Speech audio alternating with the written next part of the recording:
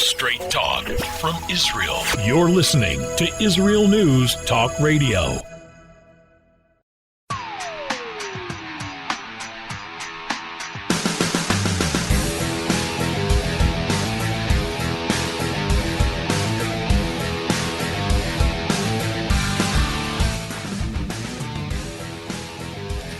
Well, unfortunately, the coronavirus is still rampaging around the world and in Israel as well. We are seeing our second wave happening here. Still, we have been very fortunate, even though every death is a loss to the world and breaks families.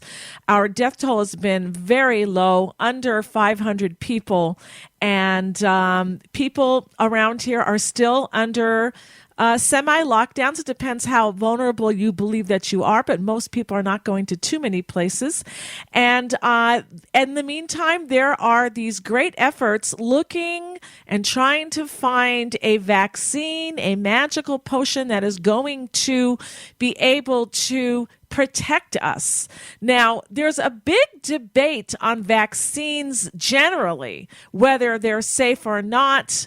We've heard about a lot of movements against vaccines, parents who are afraid that perhaps their children are becoming autistic because of the side effects, and other people saying you're endangering my child if you don't give them vaccines. And we're talking about a vaccine now that everyone is hoping for, but yet has no history to it to know if it's really safe, to know what the long-term effects might be.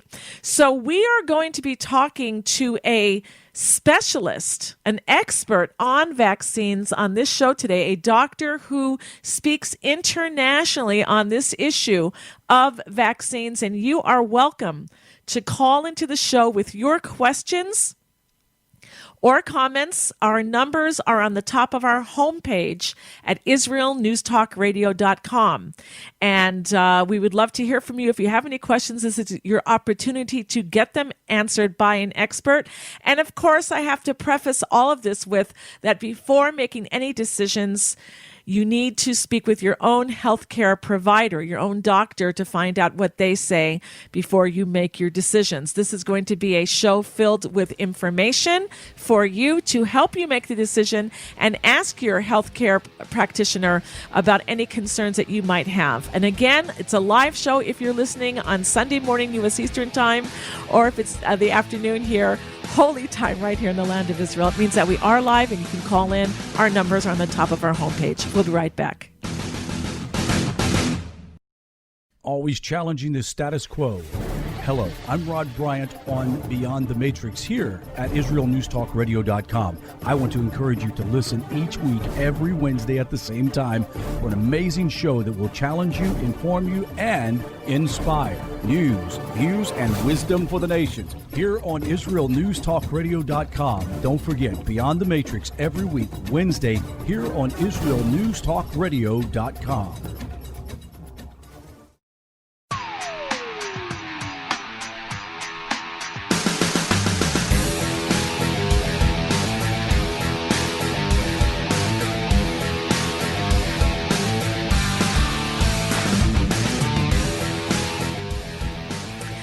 Will the corona vaccine be safe? Well, we're going to be having an interview now with a vaccine expert. And of course, I want to preface this all again with you have to, of course, speak with your own doctor or health practitioner on this matter.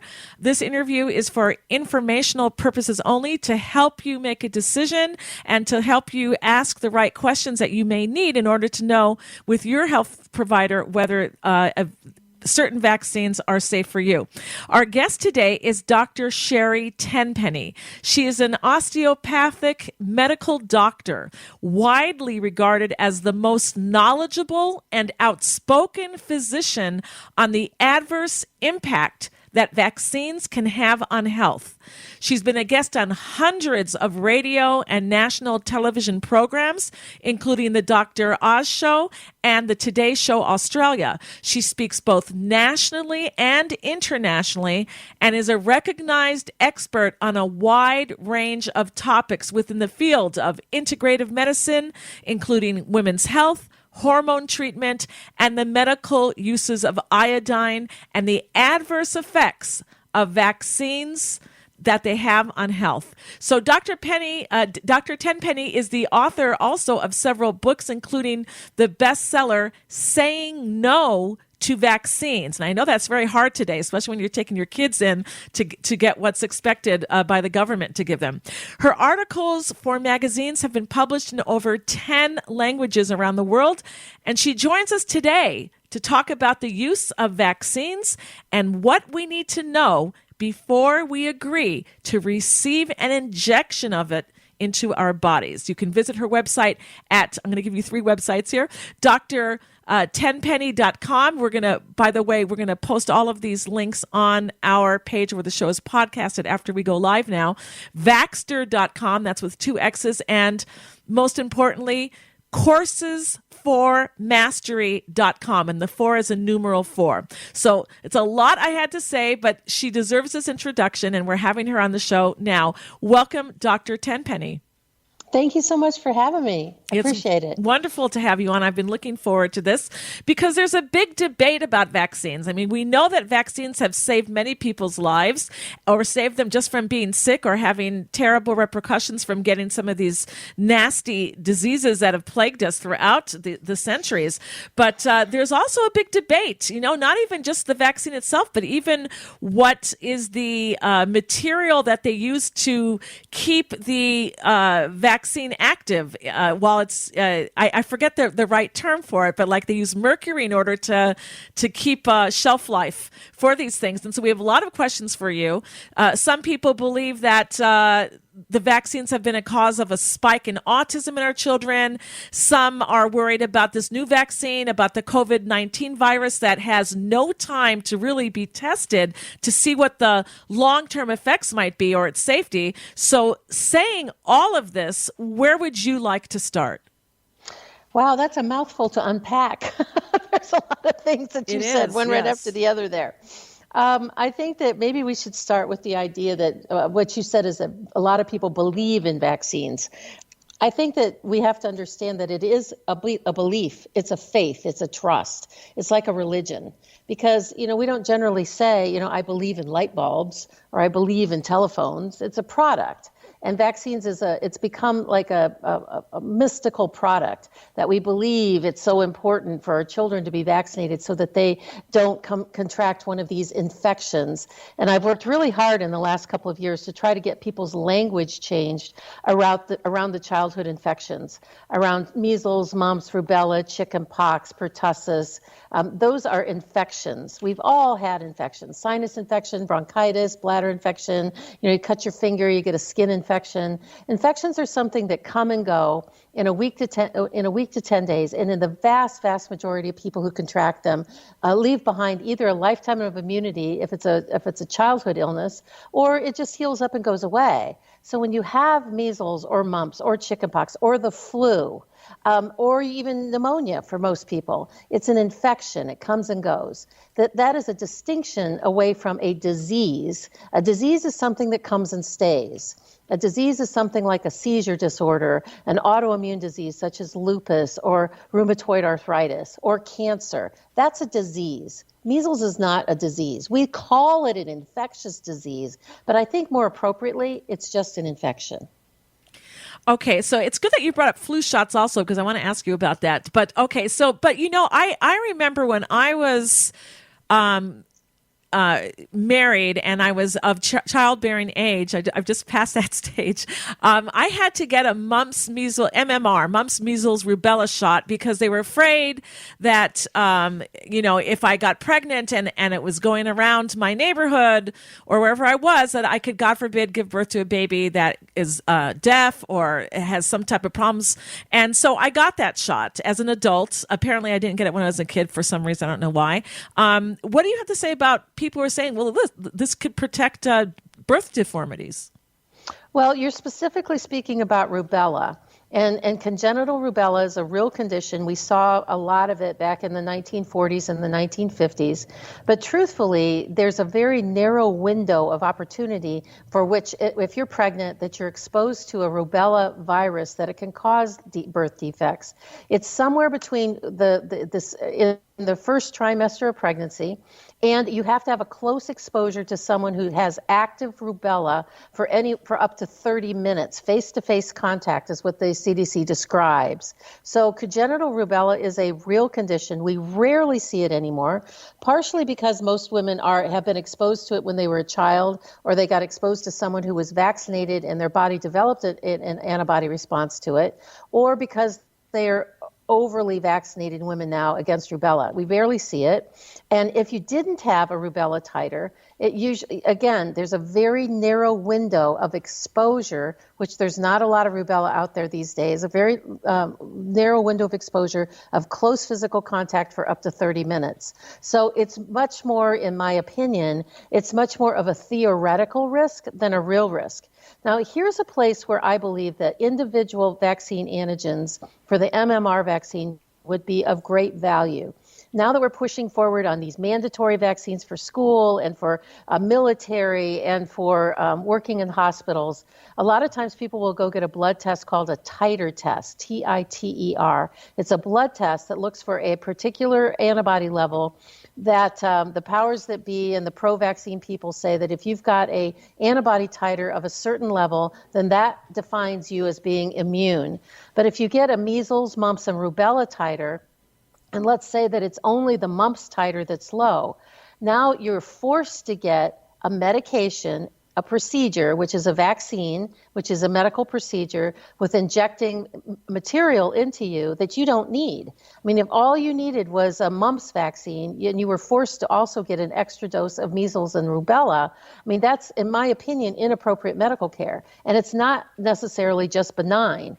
And so if they had individual vaccines for measles, mumps, rubella, and maybe even diphtheria and tetanus and pertussis, I believe that that would be a much more appropriate medical intervention for those who choose to be vaccinated. So I need to be clear on this, because I have a friend who did develop, I guess it was rubella, as you said, when she was pregnant, and her daughter is deaf. She's a friend of mine. And so what are the dangers of a woman getting the vaccine and any dangers from it versus, actually having it happen to one of her kids, like this woman did? You're supposed to get vaccinated with a live virus vaccine a minimum of 60 days in advance of getting pregnant. A minimum of 60 days. That's the instructions on the package insert. At least 30 days before getting pregnant, because measles, mumps, and rubella are all live viruses that have been weakened and into the vaccine and injected. So that, quite frankly, and this is something they talked about back in the 1950s and 60s, is that some of the congenital rubella cases came from actually the vaccine. And so because they got the vaccine and then they got pregnant in too short of time interval in between there. So and also the rubella vaccine, at least in the United States, where we actually have a vaccine, it's the National Vaccine Injury Compensation Act that was passed in 1986. Associated with that is something called the VAERS database, the Vaccine Adverse Event Reporting System, where you can report an adverse event. And there is also a way to file a claim for compensation if you've received a vaccine and you've been injured. The rubella vaccine is one of the vaccines that they call a tabled injury, which means that if you received an MMR or an individual antigen rubella vaccine, and within 42 days, within 6 weeks, you develop severe debilitating arthritis, you are entitled to compensation from the government for that. So that tells you that the vaccine does have complications and side effects, particularly when administered to adults. Yes, there are people that have, or any of the pathogens that are out there, people can have an adverse reaction to it. It all just depends on where you want to fall on the belief in the statistics. 1 in a million, 1 in 2 million, rare case of things. Yes, you can still get it if that's your number that comes up. But there is a potential severe side effect of chronic debilitating arthritis that you can get compensation for in the U.S. from the government if you've had a rubella vaccine and developed that within, I think it's 42 days of having the shot. Okay, we're going to a break right now, but when we get back, I want to ask you about if there are any vaccines that you would recommend, and if not, why. I don't know the answer to it, so I'm looking forward to it when we get back from the break. And also, I want to ask you about the material that they use inside vaccines to keep the vaccine valid. I don't know the technical term. Maybe you can tell me during the break and I can introduce it properly, but I'm interested about that too because I've heard things about it. We're going to be right back, everybody. Feel free to call in. Our numbers are on the top of our homepage at IsraelNewsTalkRadio.com. We'll be right back.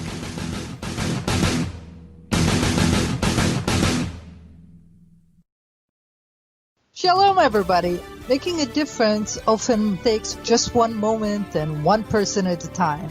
I am Orly Benny Davis, your show host on Israel News Talk Radios from Jerusalem with love. You'll be hearing people talking about politics, religion, social issues, and making a better tomorrow. Join me, Orly Benny Davis, for God and Country. From Jerusalem with love. Wednesdays on Israel News Talk Radio. Psalm 23, the Lord is my shepherd, I shall not want. Did you know this psalm and many others were composed by a Jewish shepherd and musician who later became a king? Would you like to know some of the inner meanings of psalms to help you connect with God and strengthen your soul? An exciting and easy-to-read book is now available which will help you do just that. Software for the Soul, Psalms for Everyone, available on Kindle, Audible, and Amazon.com. Software for the Soul. Modesty at the beach? It isn't just about body image. It's about feeling good. Modest swimsuits, so we don't get burned by the sun. So we won't get ogled by strangers. So we'll feel free to express ourselves without the need to expose ourselves. Let Marcy Modest help you to cover up what you want, how you want. Made in Israel. Visit marcymodest.com. That's MARSEA modest.com. And get a 10% discount on your first purchase. 2 new shows on Israel News Talk Radio. The return of the Jewish people to the land of Israel was prophesied in the Bible thousands of years ago and is coming true today. Shalom. Join me, Josh Wander, on Israel Unplugged. Listen in as we delve into the spiritual and physical aspects of the Jewish return to Zion. We'll discuss the biblically mandated, historic, and of course practical understandings of this incredible transition from exile to redemption. That's Israel Unplugged, every Monday on IsraelNewsTalkRadio.com. How did a nice Jewish girl from Delaware end up living in Israel? Shalom, I'm Natalie Sapinski. Join me on my show, Returning Home. Meet different people who have moved to Israel. Hear their personal stories, their highs, their lows, and everything in between. Each week, we talk to experts on immigration and the process of moving to Israel. Listen to Returning Home every Thursday, only on Israel News Talk Radio.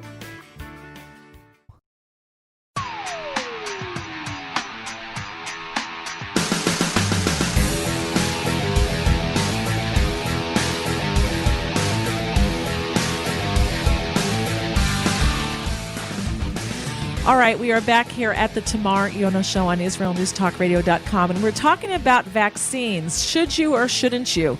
And there's all the talk now about developing a new vaccine to save us from COVID-19, and we're all waiting for it because we all want to get back to our lives again.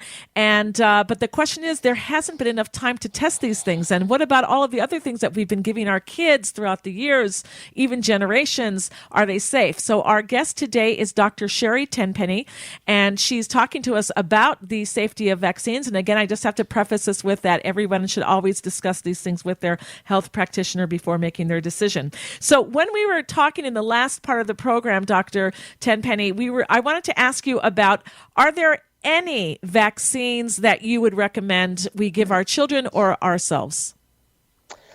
Well, it's important to understand. I think it's important for your listeners to understand a little bit more about my background. I mean, my first career, I was a board-certified emergency medicine physician. I was the director of a level 2 trauma center for 12 years. I moved to Cleveland, Ohio in 1996 to open my own medical clinic that we treat, we holistically and medically treat a whole list of things. We're like a family practice clinic that does both integrative holistic medicine and conventional medicine. I've been studying problems associated with vaccines for 20 years, and I've invested more than 40,000 hours, 40,000 hours of my own time digging through peer-reviewed literature, mainstream literature from the Centers for Disease Control, the NIH, and all of the other mainstream medical literature places. So I'd never get my information from conspiratology.com or from popular blogs or places like that. And all of the articles and everything that I've written have always been footnoted and referenced from mainstream peer-reviewed medical literature. I have a personal collection of more than 12,000 links to full text and abstract articles showing problems associated with vaccines. So I think it's important for you to understand that because it puts your question into context. Your question is, are there any?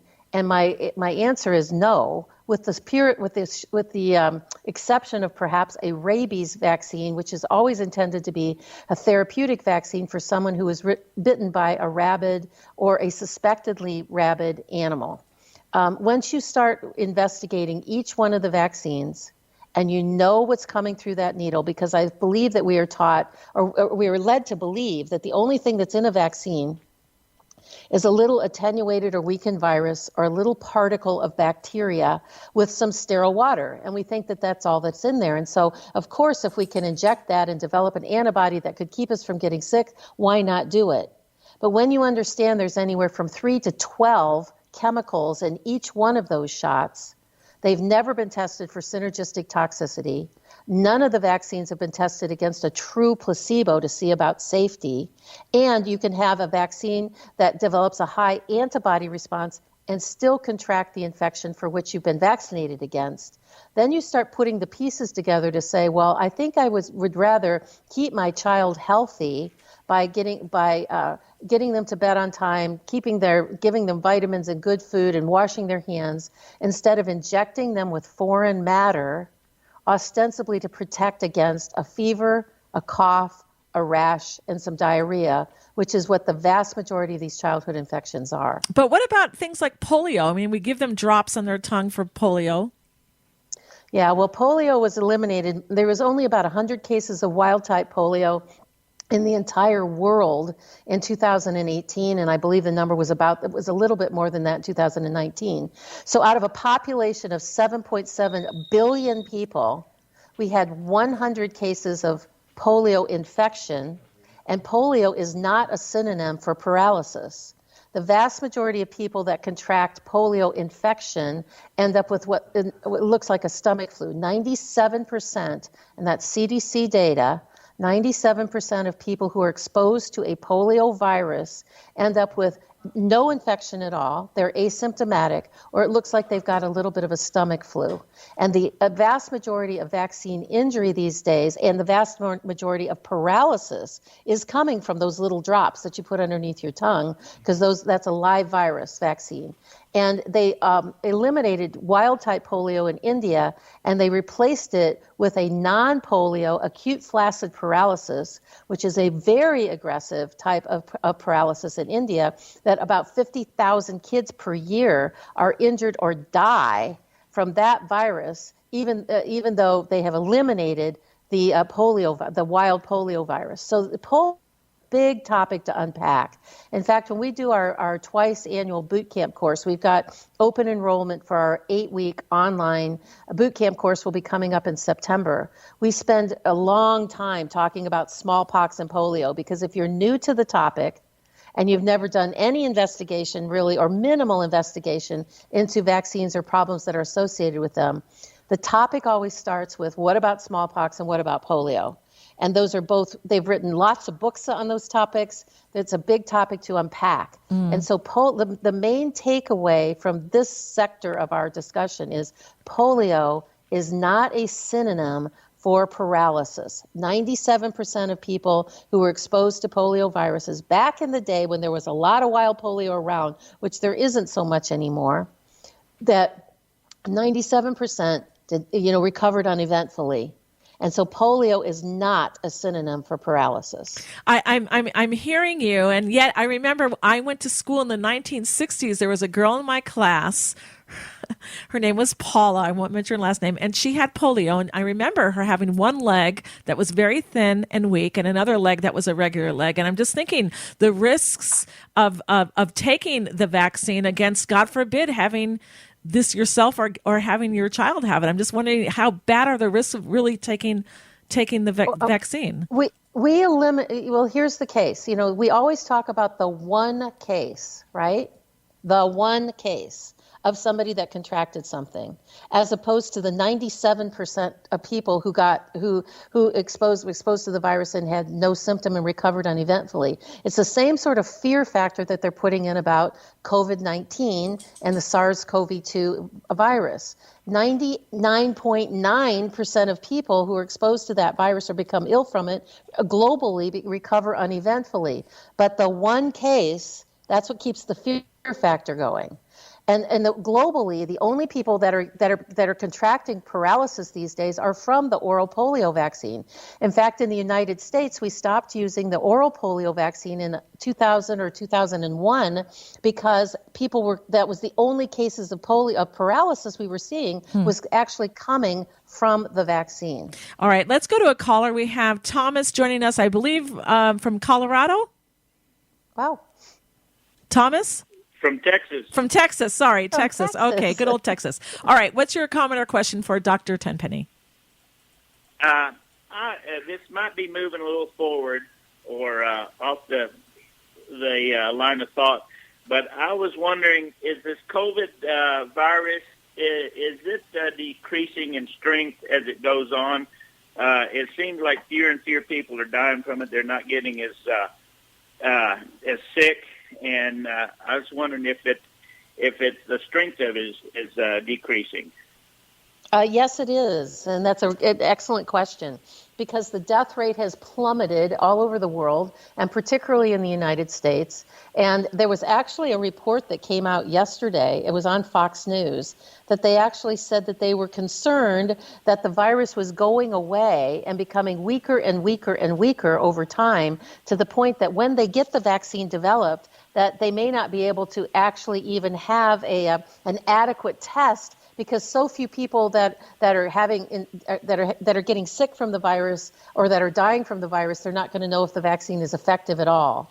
And so in my opinion, that's what the masking is all about, because we have to keep the fear factor going long enough to get this vaccine out that has never been tested.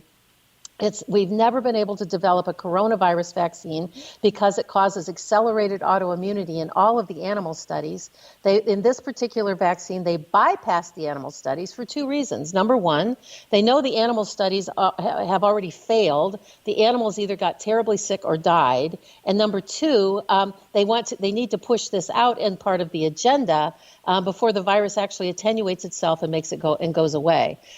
Coronaviruses have been in circulation for more than 60 years, 60 years. And we know on a global basis, more than 40% of influenza-like illness is caused by a coronavirus every single year. So that RNA virus, as it passes through a community, it weakens and attenuates as it goes on. There's over 150 mutant strains that we know about already. So how can we possibly be developing a vaccine against a virus that continues to mutate and continues to weaken?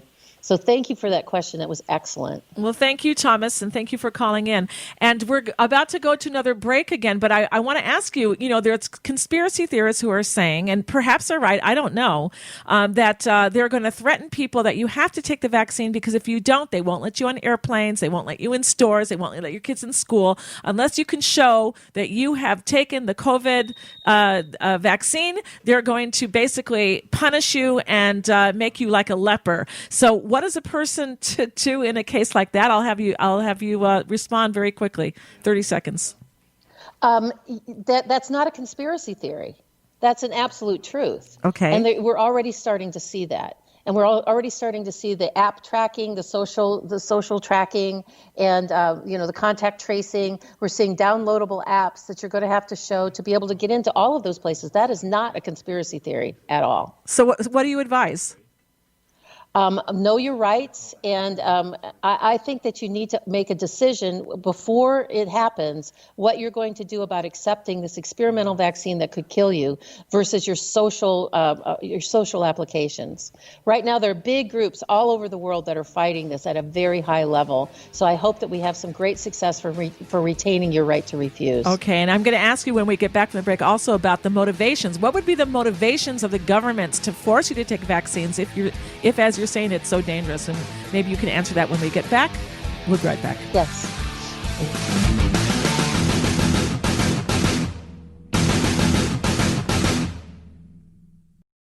You're listening to Israel News Talk Radio. This is Shai Ben-Tekoa, and each week I'll be webcasting to you from Judea, origin of the word Jew, a people besieged and beleaguered in every generation. Nazi Germany is but a memory, but in its place the world invented the phantom Palestinians as this generation's internationally authorized Jew killers. Tune in for a different slant on life in Israel, Phantom Nation, every Monday. Hi, I'm Rabbi David Aaron. The soul basics are the most profound, the most essential, and yet often the most neglected in our education. Join me for Soul Talk on Israel's News Talk Radio and discover the secrets to love, spiritual growth, and personal power.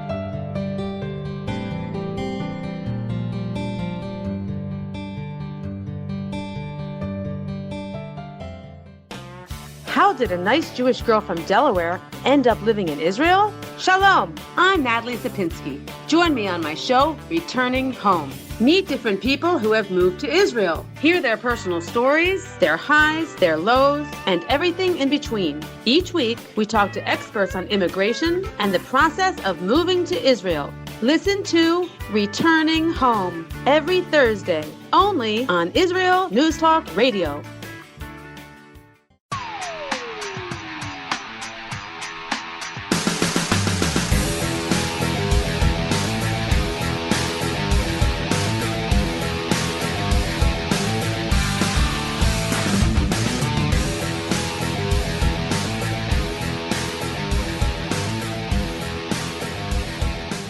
All right, we are back here at the Tamar Yonah Show on IsraelNewsTalkRadio.com, and we're talking about vaccines, their safety, should you or shouldn't you?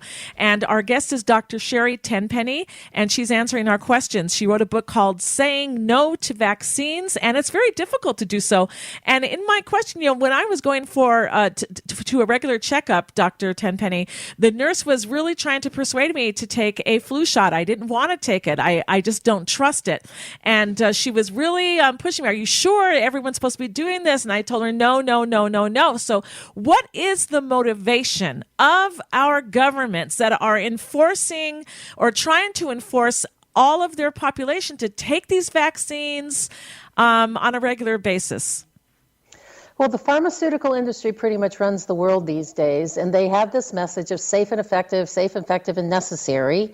And they just keep, like we started out at the top of the hour, saying it's a belief system, and they believe that you have to have this, so that if you get a flu shot, you won't get sick, which is not true, because only 15% of the circulating of illness in any given flu season is caused by influenza viruses. So that means if the vaccine works at all, it's going to keep you from getting sick 15% of the time, and you can still get influenza-like illness by other pathogens, including coronaviruses and pseudomyxoviruses and adenoviruses and a whole list of other things. Okay, so you're saying basically that the motivation is just greed from pharmaceutical companies to try to sell their products. That's what you're saying, flat answer?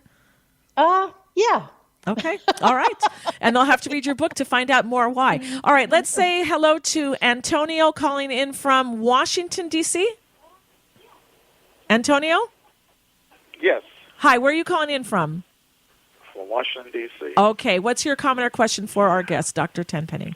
Okay. Can the doctor provide some safeguard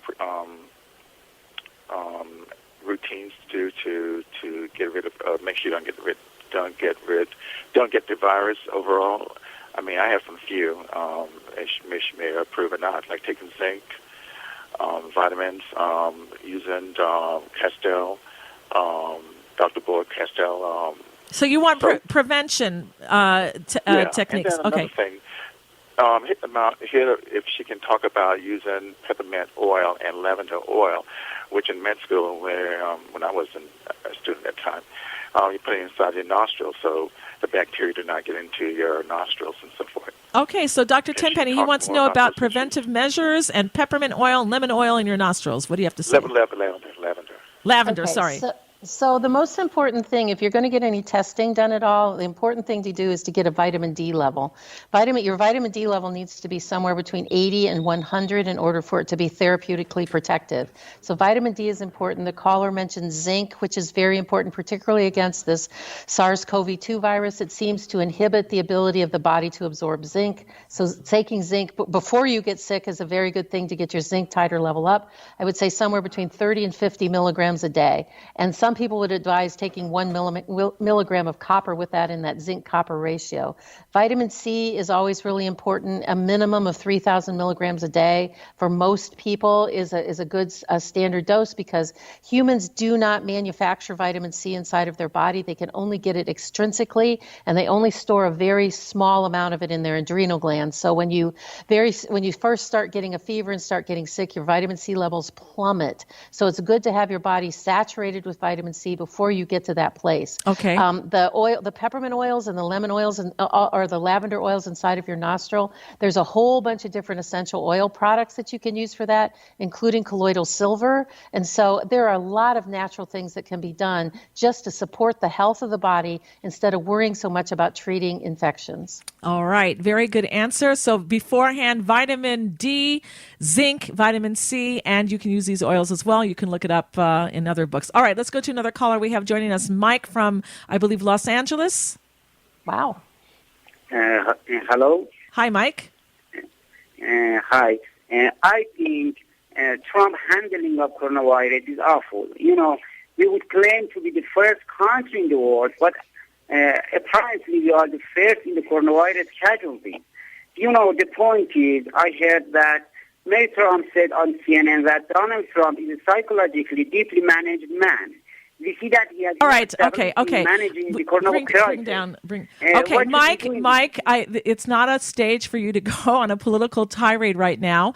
But what do you have to say about? Thank you for your call, Mike. What do you have to say about the way that Trump is handling the COVID-19? We'll answer him on that. You're asking me that question? Yes. I mean, that's what he wanted to know. He wanted to complain also, but we don't have time for that. I don't really think it's about Trump. I think it's about Fauci.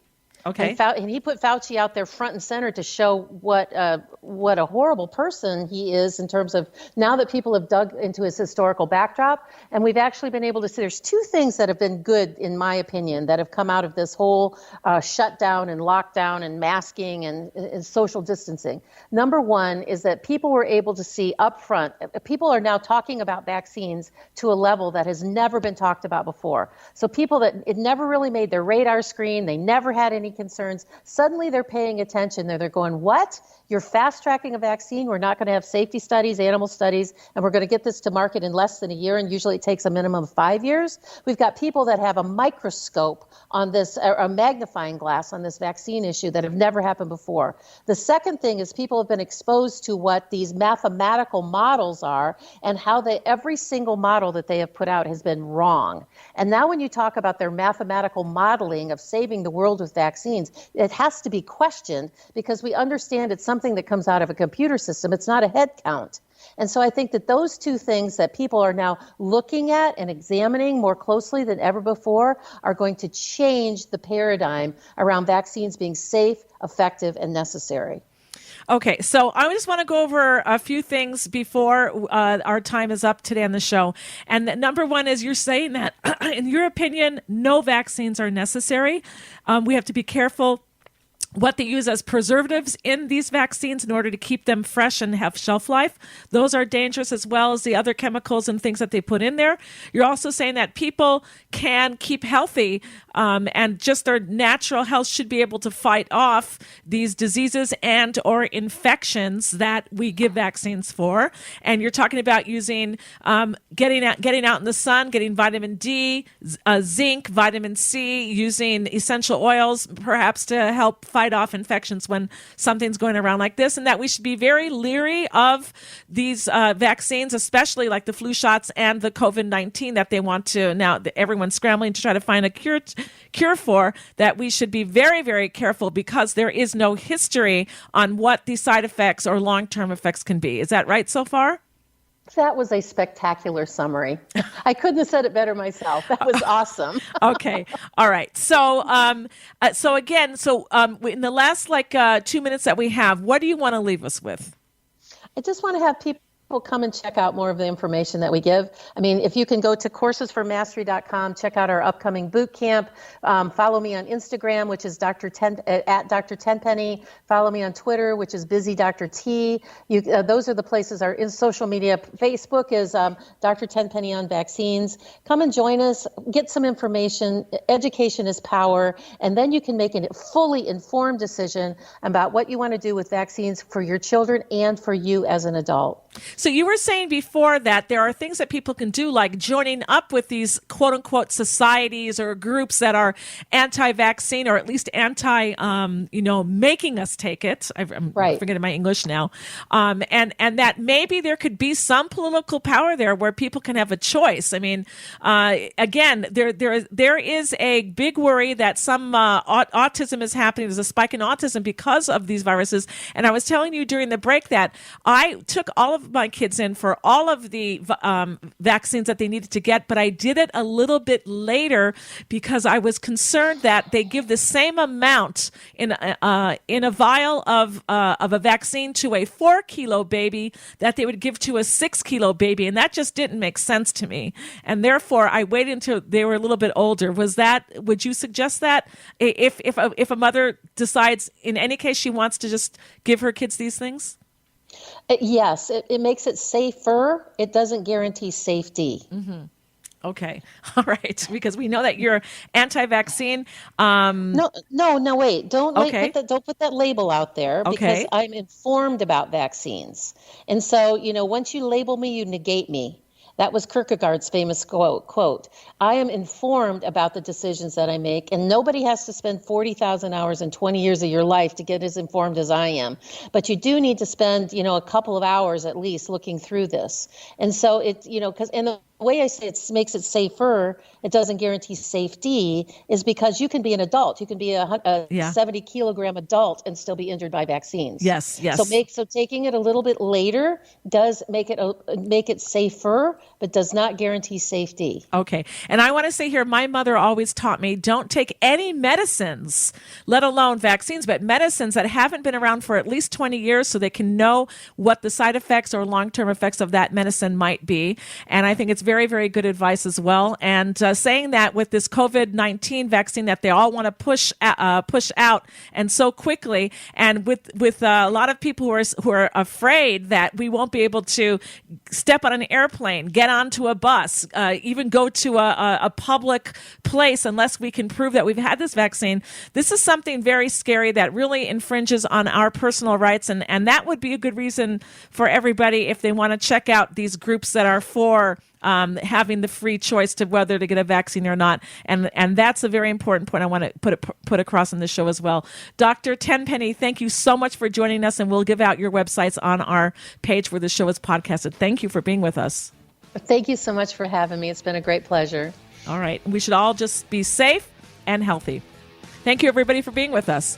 If you have any comments or questions, you can write us at info@israelnewstalkradio.com.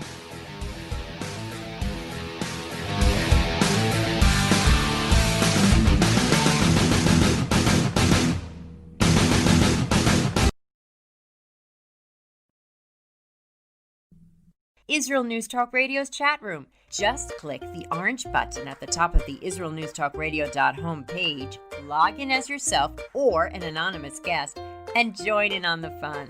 You'll meet other listeners from all over the world who listen to Israel News Talk Radio, and you can make new friends. Israel News Talk Radio's chat room. It's the closest you can get to being in the studio with us. We love listening to Israel News Talk Radio. Where can you get the inside news on Israel? At Israel News Talk Radio, we're dedicated to sharing Israel's inside story with the world by providing our listeners with news on Israeli politics, current affairs, and Israeli Jewish culture.